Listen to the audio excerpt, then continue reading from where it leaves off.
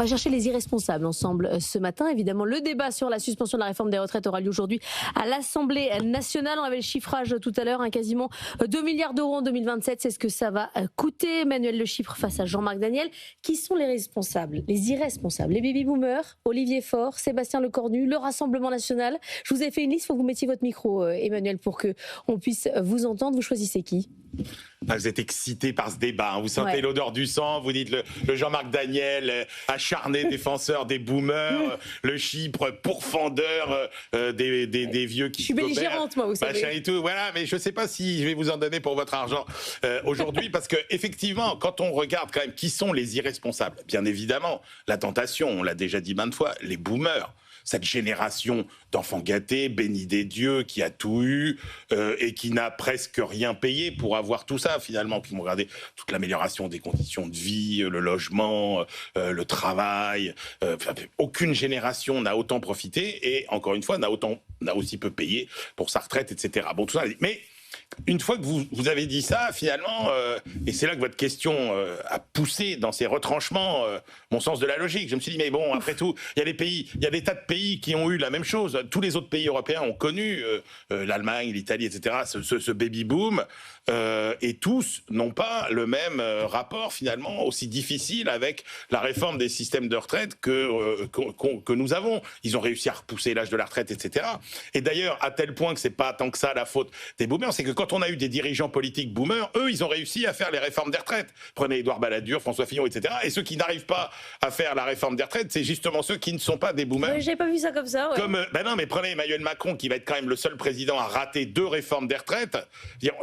C'est tout sauf un boomer. Alors, il y a des facteurs spécifiquement français qu'on peut aller chercher dans, effectivement, notre rapport au travail. Et ça, c'est un rapport au travail. Enfin, je veux dire, les années Mitterrand ont pour le coup fait beaucoup de dégâts là-dessus. Et ça concerne tout le monde, les jeunes, les vieux. La France est un pays qui a fait le choix de l'oisiveté. Le poids de l'État et des syndicats, et ça, c'est quand même un véritable blocage. Et puis le paradoxe absolu, c'est quand même l'incapacité de nos hommes politiques à prendre, paradoxalement, les retraités pour des adultes et à les considérer comme des enfants en refusant de faire des réformes que tous les autres retraités dans le monde ont acceptées. Et voilà. Et donc, je pense qu'on a aussi une grosse responsabilité de la classe politique et de la classe politique la plus jeune dans cette incapacité à sortir de la difficulté de nos systèmes de retraite. C'est de la faute de Mitterrand, c'est l'irresponsable. C'est la faute de Mitterrand. C'est la faute de Mitterrand. Allez. Allez, Jean-Marc. Alors, je ne vais pas revenir trop longuement sur les boomers, simplement 3 remarques par rapport à ce que vient de dire Emmanuel Le Chypre. D'abord,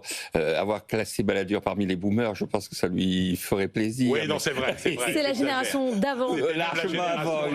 Il est très largement avant. Il va bientôt avoir 100 ans. Enfin, il a plus de 90 ans, donc il n'est pas vraiment... boomer. C'est pas vraiment un boomer. Non, mais Fillon, c'était un boomer. Fillon est un boomer. Voilà. La deuxième remarque que je ferais, c'est qu'effectivement, sur la vie de cocagne qu'ont véhiculé, notamment en Allemagne, je pense que quelqu'un qui est né en 1945, je ne pense pas que sa vie ait été au début particulièrement favorable par rapport à la vie. On parle de la trajectoire de vie. Oui, je regarde sur la trajectoire de vie. Donc, je pense qu'effectivement, cette trajectoire de vie a été en amélioration grâce aux efforts consentis par cette génération. Et donc, si on veut une amélioration de sa vie, il faut effectivement donner les efforts à la hauteur de cette amélioration attendue. Et s'il y a un problème, c'est pas les boomers, c'est les gens qui, à l'heure actuelle, ne travaillent pas assez pour obtenir une amélioration de vie à la hauteur de celle qu'ont eu les boomers. Et la dernière remarque que je ferais, si c'était si agréable que ça d'être boomer, je propose à la génération actuelle de revenir aux conditions des années 70. 40 heures de travail par semaine, 4 semaines de congés payés, des droits à retraite à 65 ans. Je ne leur propose pas de revenir avec un ménage sur 2 équipé en téléphone, je ne leur propose pas de revenir avec encore 10% des logements. Et vous dites qui signe? Personne? Et comment? Qui signe? Vous pensez qu'ils seraient d'accord? Ah mais non, personne ne sait, parce que tout le monde se vit en victime. Alors la vraie question, c'est à partir Moi, je suis pas d'accord avec Jean-Marc, là. Et tout le monde se vit en victime. Non, pas du tout d'accord, Jean-Marc.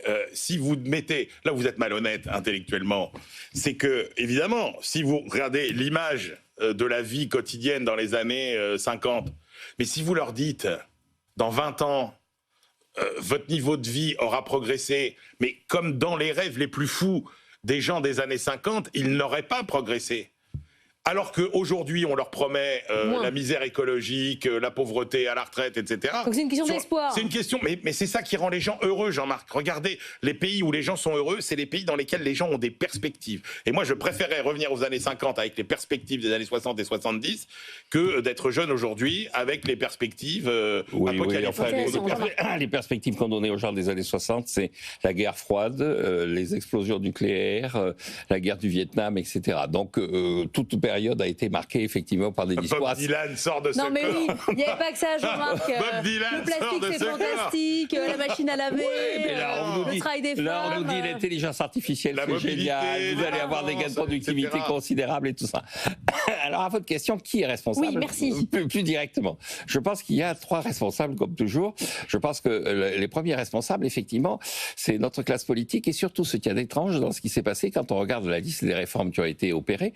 Ce sont pas celles qui ont été les plus déterminantes, qui ont provoqué le plus de réactions. Il y en a une qui a eu un impact considérable, qui a été de désindexer les retraites des salaires et de l'indexer sur l'inflation. C'est-à-dire qu'on a promis aux gens qui étaient à la retraite non pas de bénéficier de la croissance. Quand vous êtes indexé sur les salaires, vous bénéficiez de ces augmentations de salaire, de ces gains de productivité. Quand vous êtes juste indexé sur l'inflation, vous êtes marginalisé par rapport à l'évolution économique du pays. Et donc cette mesure qui a effectivement isolé les personnes âgées, qui les a mises à l'écart de la croissance économique, qui n'ont pas bénéficié des hausses de salaire, a eu comme conséquence effectivement d'appauvrir relativement les retraités. Votre problème, et ça, c'est passé. Mais parce que Jean-Marc, quand vous êtes retraité, votre problème, vous travaillez plus. Votre problème, il vient quand même tous les jours. C'est pas les salaires. Les salaires, il faut qu'ils augmentent pour pouvoir vous payer votre retraite. Oui, mais les salaires, votre niveau de vie n'augmente plus alors que le niveau de vie le niveau de vie. Non, c'est un constat. Le niveau de vie des gens qui sont effectivement plus jeunes augmente. Le deuxième élément qui est important dans les gens à qui on peut faire des reproches, c'est effectivement à chaque fois que des rapports ont été mis en place, on a voulu gagner du temps, on n'a jamais été au-delà du rapport, alors que notamment les partenaires sociaux avaient fait l'effort et étaient disposés à accepter ces rapports. Donc, il y a eu une excitation sur les diagnostics. Et le troisième élément, c'est que je pense que dans tous les problèmes qui sont mis en avant, on a surdéterminé certains problèmes, comme le discours de François Bayrou sur le fait que vous ignorez l'état réel du déficit, au lieu de véritablement dire à la population, voilà le vrai déficit, voilà le véritable enjeu, voilà le véritable problème. Et donc, qui est responsable de tout ça? Je pense tout le monde.